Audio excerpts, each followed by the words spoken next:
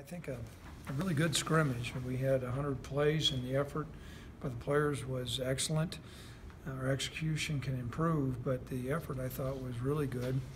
The only injury we sustained was a stinger to Marcus Epps, so we believe he'll be fine. As a matter of fact, he came back later on, and so it's one of the things you always hold your breath a little bit as a head coach when you're scrimmaging 100 plays to hopefully you get through it without any significant injury, which we did.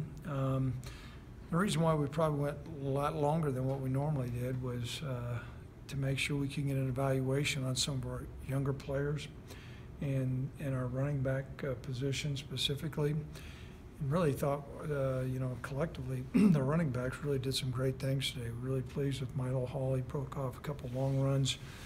Nico Evans had some nice runs as well.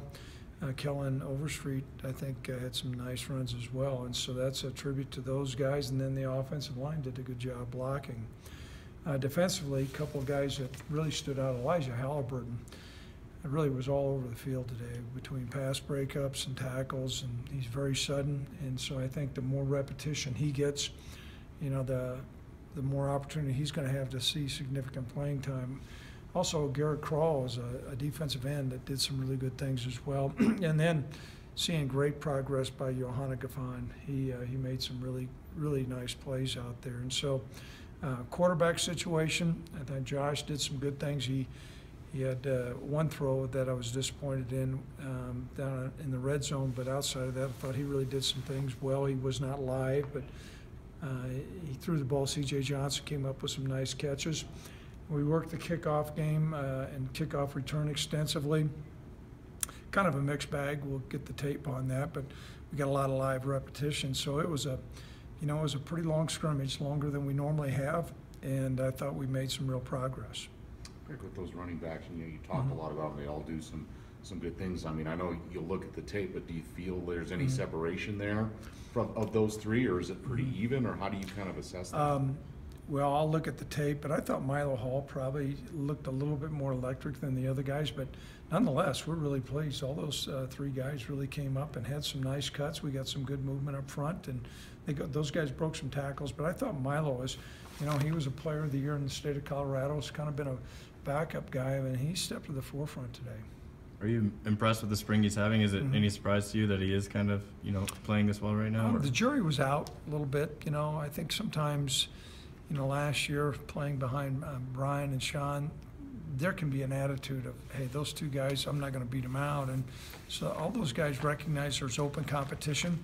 And, they have competed each day. Mike Bass done a good job with them. And, we've got 1 week left in the spring game. And we'll come out with a clear consensus who our starter is, I think, at the end of spring. Now, whether we have a starter, which we name, there's going to be more of those guys that are going to play. Do you feel, too, I mean, again, you look at the film, it's hard to really just after something like that, but that there's separation in any other areas, or there's still maybe a logjam or maybe nothing? No, well, I think we're starting to get a separation in some of the positions on receiver. Austin Conway did some good things today. C.J. Johnson did some good things today. The next guy, James Price, I don't know if he caught a ball. We might have threw a ball to him, a couple of them today, but those three guys are kind of separating. We've got a little bit of a clump at tight end, and I think that needs to sort itself out. How Austin Ford comes in with Tyree Mayfield and Josh Harshman. And then, we're awfully thin at the offensive line, right now in spring, but I think those are the positions that we're really kind of taking a hard look at. And as I said today, we went in and said, okay, we've got to have a great evaluation of our running backs and get those young safeties and find out which guys can really step up to play. And I thought Elijah Halliburton answered the bell. I know at that safety spot, Coach Dicker has mentioned kind of wanting a third guy this year to, mix in with Dewey and Marcus. Does it seem like Elijah's kind of established himself there? Well, after today, we'll look at the tape. We certainly appreciate Josh Boyd. He's doing some good things, but I thought Elijah Halliburton today was just, you saw his jersey number show up time and time again, and he was really sudden, so it's going to be hard not having him on the field. Coach, you mentioned thin on the offensive line, but to run the ball the way you did, as effective as it sounds you did, how pleased are you with that group right now? Well, they made progress, and we're pleased. When we say thin, a lot of schools can't even operate in a spring game because they're thin at that place, but we'll do that. You know, finding out Gavin Rush has taken a lot of meaningful reps at center along with Cole Turner. I don't think we're where we need to be there, but we're making progress. And some of the other things, you know, Zach Wallace is doing some good things. Caden Jackson's doing some good things as well. And we appreciate Paul Schwab. You know, he's been playing with the number ones at the right tackle spot right now. How would you like the way the linebackers are going? We've talked about Logan at the middle, and you like where he's at in Cash. Sounds like he's having a good spring at the will. Is that true? And is anyone else separating over at Sam or depth-wise behind those other two guys? Well, not really. And, you know, I think we'll take a look at the tape. I thought Cash made a couple plays, but I thought the running backs kind of had their way with those backers today. And there was some missed tackles, some arm tackles, and stuff we have to clean up. Now, that's just standing 20 yards back from the quarterback, and I'll watch the tape. But I think we'll need to make sure we got a week of practice. Those backers are going to need to practice. With Paul getting those first team reps at right tackle this spring, can that be pretty valuable depth-wise moving forward?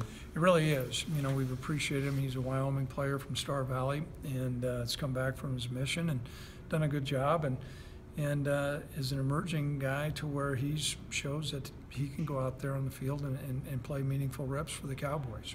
Your last week come out, Craig. I mean, you know, you said this was a big evaluation. I know every day is, but a lot of the same things leading up to the spring game. Or do you dial it back a little bit, or how would you kind of approach the last week? I guess? The last week we're gonna continue to evaluate, but we'll integrate some schemes that we're probably going to need to see that we have not encountered. Maybe some of the things our opposition does. This was a big evaluation day. The spring game, there'll be some evaluation done, but some of that is to get our players to feel what to play a game is like. But there's a reason why we went 100 plays today. That we'll start to make some pretty firm adjustments on the depth chart, and so that may change a little bit this last week. But you know, we'll have one of those days that will be in just helmets, so we only have one padded practice and then a game. So I think the lion's share of our evaluation is about done.